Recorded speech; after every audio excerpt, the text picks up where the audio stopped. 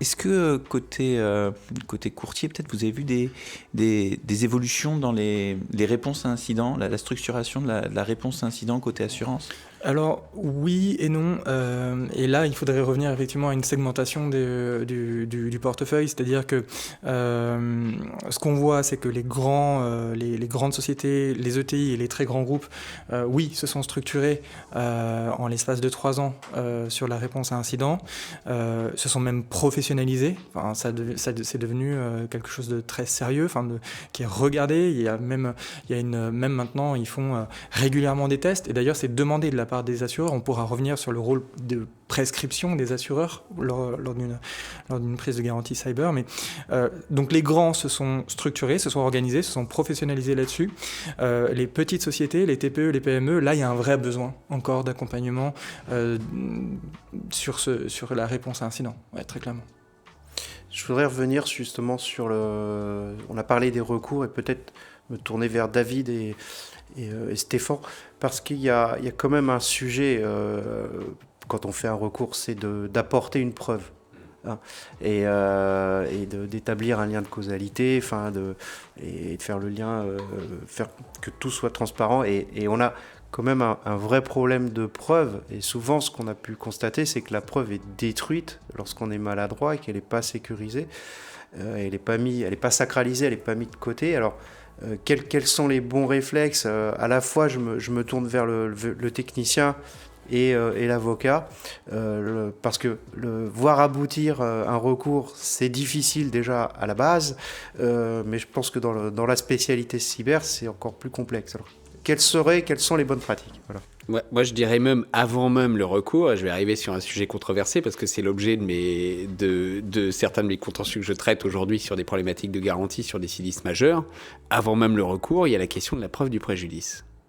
Et là, je rebondis sur ce que Stéphane disait.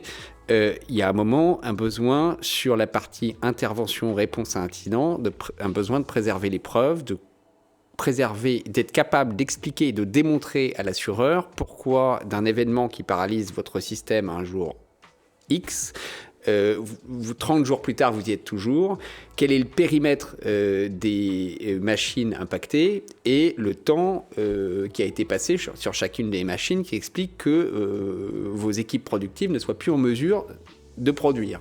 Et ça, c'est quelque chose, on serait surpris, mais on a des sinistres aujourd'hui qui porte sur des millions, et il n'y a pas cette preuve basique, qui est une preuve qui est attendue dans un incendie. La machine est détruite, on sait, voilà, il y a la réparation qui est faite, on peut documenter entre le moment où l'incendie est intervenu, le moment où la machine est réparée et elle est remise en service, tout ça est documenté, il y a des procès-verbaux, c'est bien fait. Aujourd'hui, Et aujourd'hui, en informatique, c'est pas le cas. Et là, je rappelle, avocat d'assureur, que la charge de la preuve sur ce point, elle est sur l'assuré. Vous devez prouver votre sinistre. Et le lien de causalité entre le sinistre, entre l'événement, qui généralement est assez bien démontré, et l'ensemble des conséquences. Et là, le bas blesse très souvent, et sur des montants conséquents. Et donc, ça va avoir un impact d'abord sur la garantie d'assurance. Et il y a eu dans les premiers sinistres, et je pense qu'il y avait peut-être aussi une volonté du marché de prouver l'efficacité de la garantie, peut-être une certaine tolérance. Et avec les acteurs se sont affinés, côté assureur, experts, etc. On est avocat, et tout cet écosystème, on a commencé à regarder les sinistres un peu plus en détail, parce que ça commençait à coûter cher, et se rendre compte que parfois, il y a des éléments manquants. Et on les retrouve, et là je rebondis sur ce que tu disais, on les retrouve au stade de l'établissement de la garantie, et ensuite, évidemment, au stade des recours. Parce que, le tiers, il ne va pas prendre pour acquis. Monsieur l'assureur, vous avez payé votre assuré, mais pourquoi est-ce que je prendrais en charge tout ça? Prouvez-moi qu'il y a bien un lien de causalité entre mes fautes alléguées et le préjudice que vous essayez de me réclamer aujourd'hui. Ça, d'un point de vue technique, Stéphane, comment on peut aujourd'hui mettre en place, est-ce qu'il existe des méthodes aujourd'hui pour récupérer ces preuves, les conserver, afin qu'elles soient irréfutables? Alors, j'ai envie de dire oui, ça existe, mais ça a toujours existé. C'est de mettre sous scellé, c'est de les collecter déjà. La plupart du temps, les victimes essayent déjà de mener elles-mêmes des actions correctives. Donc des actions correctives vont faire qu'il va y avoir de la destruction de preuves, de la destruction de données.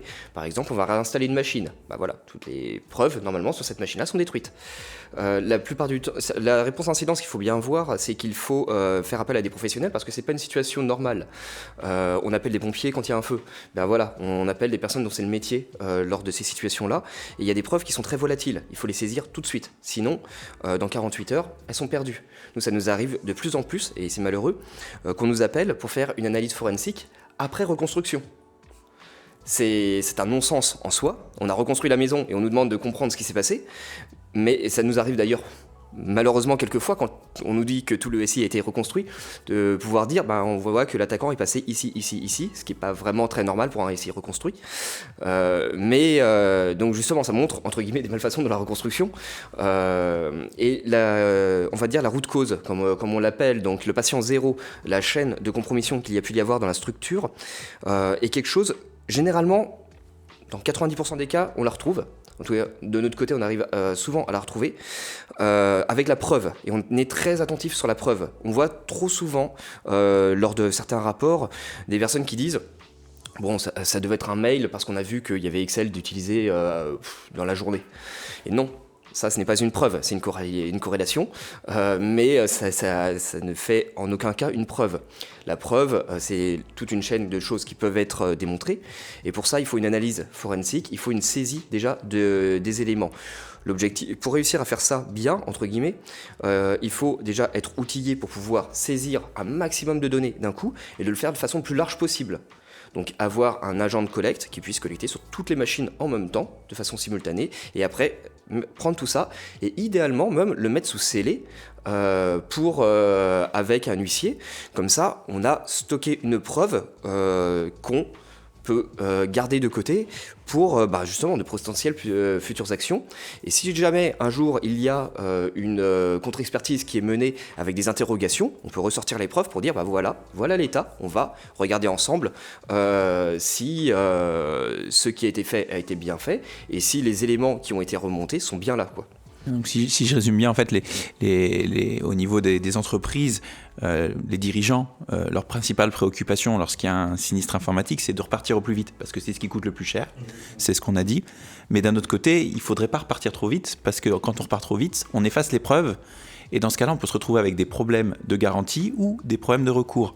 Je me permets donc une petite information complémentaire, sachant que la plupart du temps, en effet, la victime veut repartir au plus vite, mais la victime, le problème, c'est que, encore une fois, l'incident, c'est pas son métier, et ne comprend pas au tout début que la victime va pouvoir repartir que si elle sait qu'elle n'est plus compromise.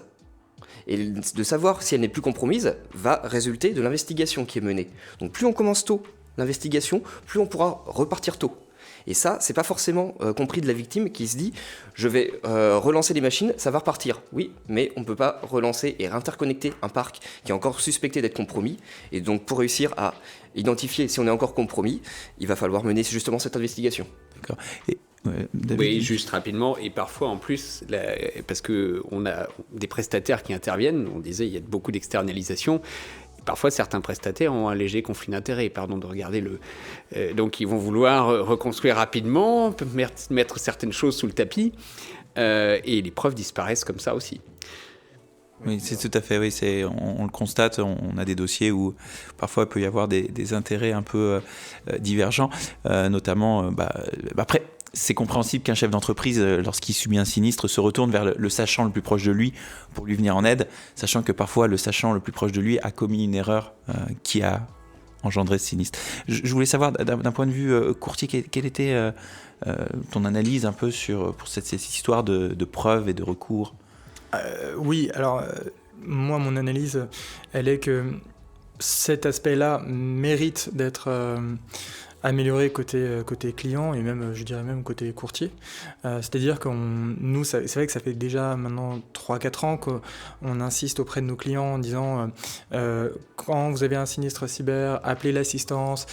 Et effectivement, on est tout à fait conscient parfois de du problème, de la problématique de conflit d'intérêts. Si on fait appel à son propre prestataire habituel qui a conçu le système d'information, ou en tout cas qui le maintient en vie.